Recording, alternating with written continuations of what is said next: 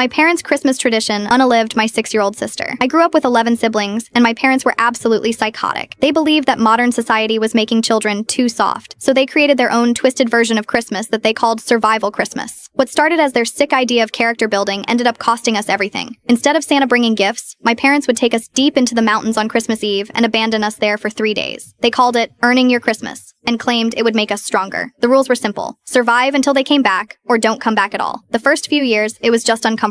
We'd huddle together, share body heat, eat snow, and count the hours until rescue. My older siblings always took care of the younger ones, and we thought it was just our weird family tradition. But every year, my parents made it harder. When I was 10, they started separating us into different locations. When my sister turned 12, they began taking our winter coats. By the time my brother Jake was 8, they were dropping us off with nothing but the clothes on our backs in below freezing temperatures. What we didn't know was that my parents had been selling tickets to other sick adults who wanted to watch children suffer. They marketed it as extreme parenting documentation and charged people to view our struggle through hidden cameras placed throughout the woods. The worst part? They had been gradually increasing the danger each year because their customers were getting bored and demanding more intense content. We later discovered they had made over $50,000 from these sick viewers, money they spent on luxury items for themselves while we wore secondhand clothes and ate cheap food all year. My youngest sister, Lily, was always the family favorite. She was only 6 years old, tiny for her age, and had a heart condition that required daily medication. My parents knew this, but they were convinced that coddling her would make her weak. The paying viewers had specifically requested to see the weak one tested, and my parents saw dollar signs. On her first survival Christmas, my parents did something unforgivable. They separated Lily from all of us and dropped her off alone, 5 miles away from where they left the rest of us. They took her heart medication and told her she'd get it back when she proved she was strong enough to survive without help. We spent the entire first night screaming her name through the woods, trying to find her. My older brother Marcus broke his ankle trying to climb over rocks to reach her location. We could hear her crying in the distance, but we couldn't get to her. On the second day, her crying stopped. When my parents finally came to collect us on the third day, we led them straight to where we'd last heard Lily's voice. We found her curled up under a fallen tree, blue from the cold, clutching a handful of berries she'd tried to eat. She had died from a combination of hypothermia and cardiac arrest brought on by the stress and lack of medication. My parents tried to claim it was a tragic accident, but the hidden cameras told a different story. The footage showed them watching Lily struggle and choosing not to intervene, even when she collapsed on the second day. They were both sentenced to life in prison. The rest of us were placed in different homes, and most of my siblings still can't handle being in cold weather without having panic attacks. We miss you, Lily.